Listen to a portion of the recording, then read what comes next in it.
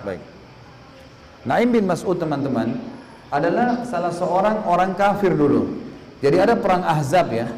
Perang Ahzab terjadi ini teman-teman sekalian. Perang yang terkenal dengan perang Khandaq juga. Tahun 5 Hijriah. Ada dua suku Yahudi namanya Qainuqa dan Nadir. Dua suku ini Nabi SAW usir dari Madinah karena mereka berkhianat. Kalau suku Qainuqa, pernah ada seorang sahabiat Nabi perempuan lagi belanja di pasar mereka, lalu penjaga toko, pemilik tokonya laki-laki Yahudi ini, dia bilang, digoda-godain sahabatnya, suruh buka cadarnya, mau lihat wajahnya. Sahabiat ini nggak mau, sahabat perempuan Nabi ini nggak mau. Maka si penjaga toko Yahudi ini sama temannya melakukan konspirasi, taruh besi tajam di kursi yang perempuan ini duduk, sahabat ini duduk. Waktu berdiri tertarik, sobek semua bajunya, kelihatan auratnya. Maka mereka tertawakan itu. Lewat seorang sahabat Nabi laki-laki di situ, lihat kejadian, henuskan pedangnya, dibunuh Yahudi pemilik toko. Orang pasar Yahudi ini keroyokin sahabat satu ini. Dibunuhlah di sahabat satu ini, maka sahabiat tadi maaf, sahabiat tadi perempuan ini pergi ke Madinah, pergi ke masjid Nabi. Ya Rasulullah, kejadiannya begini. Maka Nabi SAW bentuk pasukan, serbu ke bentengnya Qainuqa, lalu berkata, serahkan siapa yang bunuh Muslim tadi itu. Yang keroyokan dari di pasar itu siapa yang bunuh, bawa ke saya akan hukum. Karena Yahudi ini nggak mau semuanya, maka Nabi hukum semuanya. Waktu mereka menyerah, diusir dari Madinah, pindah ke wilayah Khaybar. Suku Yahudi yang kedua namanya Nadir. Nadir juga di Madinah. Waktu Nabi SAW lagi ke tempat mereka, pemukiman mereka, Nabi duduk di bawah sebuah rumah, ditemani oleh Abu Bakar, Umar, Zubair, dan Ali. 4 orang sahabat lagi duduk depan Nabi. Ngobrol-ngobrol, orang-orang Yahudi bilang, dari suku Nadir nih, tidak ada kesempatan membunuh Muhammad mengalahkan waktu sekarang. Siapa yang naik ke atas rumah yang ada Muhammad tuh, lempar batu, kesempatan biar dia mati. Ada satu orang bilang saya, diangkatlah batu, saking beratnya sampai susah diangkat batu itu. Begitu dia ada di atas rumah, Jibril datang alaihissalam menyampaikan, hai Muhammad, di atas kepalamu ada Yahudi yang mau lempar batu. Nabi SAW tahu wahyu, berdiri, jalan. Tidak bilang sama sahabat-sahabatnya nih, saya ada Yahudi yang mau lempar batu, enggak, diam-diam aja. Nabi berdiri, Nabi jalan. Yahudi yang di atas rumah ini nunggu. Dia pikir Nabi hanya keluar sebentar, punya hajat kembali lagi. Sahabat-sahabat Nabi juga, Abu Bakar, Umar, Talha, Abu Bakar, Umar, Zubair, dan Ali. 4 orang ini mengira Nabi juga cuma punya hajat. Zaman dulu orang, maaf, kalau mau ke WC, ke padang pasir, mungkin Nabi cuma punya hajat nih, balik lagi. Nabi nggak balik-balik. Kelamaan nunggu, 4-empatnya pulang Madinah, lihat Nabi sudah punya pasukan, serang, kepung di Nadir. Itu yang di atas rumah itu yang melempar batu, datangin, mau dihukum. Bagaimana caranya mau bunuh Nabi? Rupanya suku Nadir nggak mau nih, dikepung semua. Waktu menyerah diusir dari Madinah. Mereka akhirnya tinggal di wilayah Khaybar. Nah ini teman-teman, rupanya mereka mengatur konspirasi di Khaybar. Pada tahun 5 Hijriah, mereka gerakkan semua suku-suku Arab. Dengan mereka biayai, Yahudi biayai, ayo kita bergerak, serang Madinah yuk. Semua suku Arab berkumpul, termasuk Quraisy. Dan Abu Sufyan dipilih jadi pemimpinnya, gitu kan? Dikasih lihat teman-teman sekalian, masuklah mereka ini 10.000 orang, semuanya pasukan kuda. Ini pasukan kuda di zaman sekarang seperti orang tank, ya. Itu kuat sekali. Jadi kudanya sudah dilatih bisa menyerang, bisa nendang, bisa menyerobot, gitu. Itu luar biasa. 10.000 pasukan kuda nyerang Madinah. Nabi SAW waktu dengar, Nabi tanya sahabatnya, kita harus buat apa nih? Madinah lagi lemah. Salman Al-Farisi datang mengatakan, ya Rasulullah, di Persia, karena dia dari Persia, kami kalau lemah, kami buat parit, sehingga musuh nggak bisa nyerang. Oke lah, kita buat parit. Kalau kota Madinah kita ibaratkan meja ini teman-teman, di sisi timur dan baratnya Madinah, itu dikenal dengan wilayah Harra Syarqiyah dan Harra Gharbiyah. Wilayah timur dan barat. Ini kalau sekarang teman-teman lagi umrah atau haji, bisa minta mutawifnya, pengantarnya bilang, teman-teman sana orang Indonesia bilang, saya mau lihat mana Harra Syarqiyah, mana Harra Gharbiyah. Wilayah ini teman-teman sangat luas, ada banyak batu-batu hitam tajam-tajam. Jadi nggak mungkin kuda lewat situ, nggak mungkin juga orang lewat. Panas, hitam, tajam batu-batu itu, dan banyak sekali. Jadi Madinah secara alami terlindung dari timur dan baratnya. Dari arah utaranya, jadi kalau kita ibaratkan misal telapak tangan saya ini jazirah Arab ya, Madinah itu ada di atas, Mekah ada di bawahnya. Jadi Mekah itu ada di selatannya Madinah. Indonesia itu ada di bawah, kita di selatan. Jadi kalau kita naik pesawat sebenarnya, kalau mau ke Madinah, itu lewatin Mekah itu. Mekah di bawah. Jadi Mekah dilewatin, tapi bukan di atas kota Mekahnya ya. Tapi maksudnya Mekah dulu kita dapat, baru Madinah. Karena Madinah di atas. Madinah lebih dekat dengan negeri Syam. Nah, kota Madinah dari timur dan baratnya penuh dengan batu-batu tajam. Dari utara, kejauhan orang-orang Mekah kalau mau nyerang, mereka mutar dulu ke atas baru nyerang dari utara.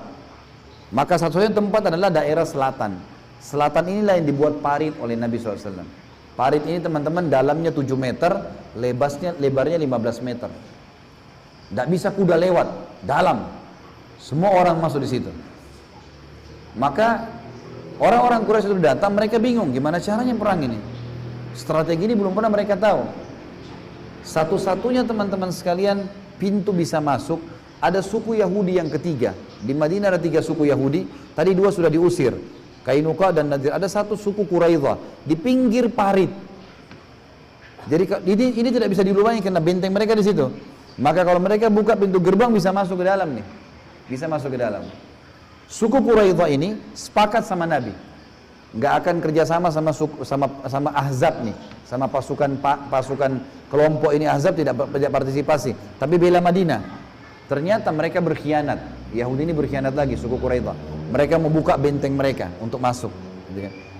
Ringkas cerita teman-teman sekalian, ini tentu peperangan cukup panjang lebar. Kalau teman-teman ikuti di YouTube ada ceramah Sirah Nabawiyah tentang perang Khandaq.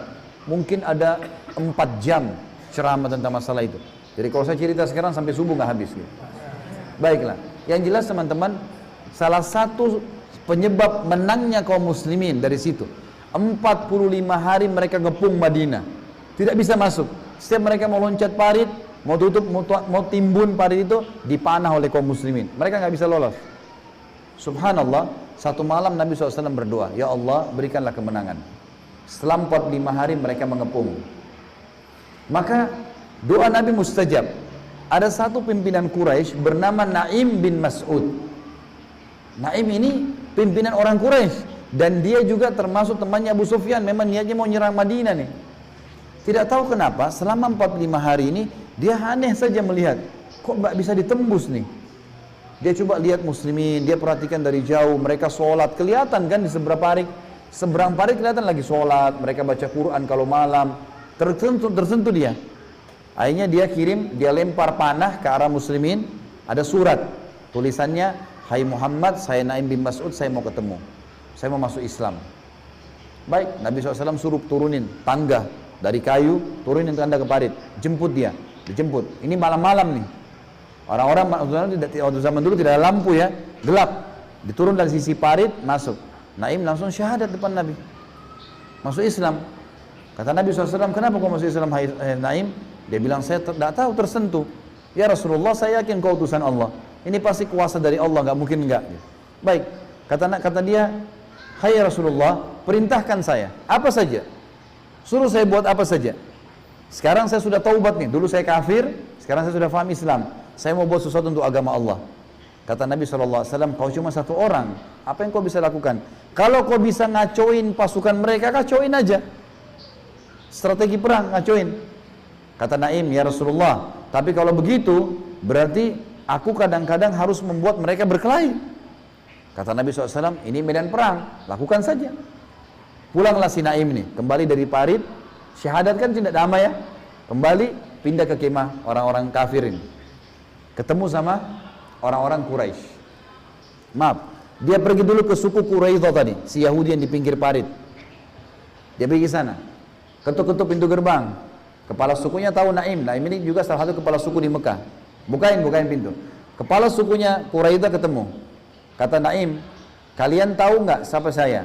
Kata orang-orang Yahudi, iya kami tahu siapa kamu. Kalian sudah tahu bagaimana musuhnya saya sama Muhammad? Iya, kami tahu kau benci sekali Muhammad. Karena itu kau datang dari Mekah mau berperang. Kata Naim juga, apakah kalian tahu bagaimana kedudukan saya di orang-orang Quraisy? Kata mereka, iya, kau salah satu kepala sukunya. Baik, kata dia, kalian percaya atau tidak percaya terserah. Tapi orang-orang Quraisy sudah mau bubar nih. ini sudah mau pulang. Kalau mereka bubar, kembali ke negeri masing-masing, kalian tinggal sendirian di Madinah. Pasti Muhammad sama pasukannya bantai kalian. Kalian berkhianat. Kalian kan berkhianat. Kalian tinggal sendiri. Nggak ada yang tolong kalian. Ini semua akan pergi nih. Bener nggak? Oh, bener juga ya. Lalu apa saran kamu? Kata orang-orang Yahudi. Kata Naim, minta 10 orang tokoh-tokoh Quraisy, pimpinan-pimpinan sukunya, untuk bergabung dengan kalian. Tahan di benteng kalian, kasih makan, kasih minum, pokoknya tinggal satu benteng sama kalian, supaya kalau pasukannya pulang, ini tetap ada jaminan. Kata mereka, pendapat yang bagus, baiklah, kami akan lakukan. Naim turun tuh, keluar, pergi ke pasukan Ahzab, kumpul sama Abu Sufyan dan teman-temannya. Hai Quraisy, kumpul, ada berita penting. Malam itu juga, cepat dikerjakan sama dia. Baiklah, kumpul semuanya. Lalu dia bilang, hai Quraisy, kalian tahu siapa saya kan? Iya, kamu salah satu pimpinan kami. Jelas, kalian tahu bagaimana musuh saya sama Muhammad? Tahu. Kau keluar dari Mekah mau memerangi dia. Baik, kalian tahu bagaimana kedudukan saya di suku Quraidah, Yahudi tadi? Oh tahu, mereka sangat menghormati kamu. Baiklah, ketahuilah, orang-orang Yahudi mau berkhianat pada kalian. Apa khianatnya kata Quraisy? Mereka akan memperbaharui akadnya sama Muhammad. Kan selama ini mereka berkhianat. Sekarang mereka akan buat akad baru kalau mereka tidak mau berkhianat. Karena takut kalian pergi, nanti kalian tinggalkan mereka sendiri. Dan mereka akan menjadikan 10 toko kalian sebagai penjamin. Kan tadi suruh ambil 10 toko ya. 10 toko kalian akan diminta. Besok mereka akan minta tuh, supaya jadi jaminan.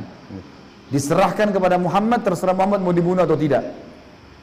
Abu Sufyan sempat ragu. Abu Sufyan bilang, coba saya pastikan sendiri. Kata Naim, silahkan. Malam itu juga Abu Sufyan pergi ke benteng Quraidah. Ketuk-ketuk, dibukain. Ketemu Abu Sufyan kepala suku. Kenapa Abu Sufyan datang? Saya mau, kata Abu Sufyan, besok ada berita penting. Besok kita akan serang Madinah nih. Kata Abu Sufyan. Dia mau tahu informasi betul atau tidak. Besok kita serang Madinah. Kalian serang dari benteng kalian, kami serang dari parit. Kata orang-orang Yahudi, besok Sabtu. Hari Sabtu tuh mereka tidak perang. Kami nggak mau perang hari Sabtu. Memang apa adanya, Sabtu nggak mau perang gitu kan. Kata Abu Sufyan, baik, hari Ahad. Lusanya kita serang. Baiklah. Lalu kata si orang-orang Yahudi, tapi kami akan bukakan pintu gerbang buat kalian, kami akan serang. Cuma kalian harus serahkan 10 orang kalian masuk ke pasukan kami, supaya kami dapat jaminan kalian tidak meninggalkan kami nih. Kata Abu Sufyan, oh benar si Naim nih, rupanya benar nih, dia mau serahkan 10 orang kita nih gitu kan. Baiklah, Abu Sufyan pulang, kumpulin semua orang Quraisy. Tidak ada lagi gunanya kita bertahan, kata Abu Sufyan. Suku Quraisy sudah berkhianat. Kita nggak ada pintu masuk dari parit, nggak bakal bisa. Pintu di sana satu-satunya. Malam ini bubar semua, pulang. Waktu mereka bilang mau bubar, Allah datangkan angin kencang malam itu. Terbongkar semua kemah mereka, terbongkar semua unta-unta mereka, semua kendi-kendi mereka terbongkar semuanya. Bubar semuanya nih. Pasukan Quraisy bubar semua, gitu kan? Gara-gara perilaku Naim yang baru taubat. Bagaimana dia langsung mengabdi pada agama Allah gara-gara itu. Padahal ini tadinya pasukan Ahzab sudah luar biasa. Sampai Umar bin Khattab mengatakan, kami belum pernah merasakan sulitnya berperang mengalahkan perang Ahzab. Tiap hari tunggu di parit, tiap hari. Orang-orang Quraisy ini buat macam-macam ya. Mereka lempar panah, lempar tombak, umat Islam nangkis. Di antara mereka juga ada yang sampai menginjak-injakkan kaki kudanya di tanah, terus mundur. Jadi tanah itu merosot masuk ke dalam parit, gitu kan? Ini kan tanah-tanah yang sudah jatuh di parit harus dinaikkan lagi. Kalau enggak mereka lama-lama bisa punya jalan. Itu susah selama 45 hari, gitu kan? Sampai mereka sudah sangat letih pada saat itu. Tapi berhasil gara-gara adanya Naim bin Mas'ud radhiyallahu anhu.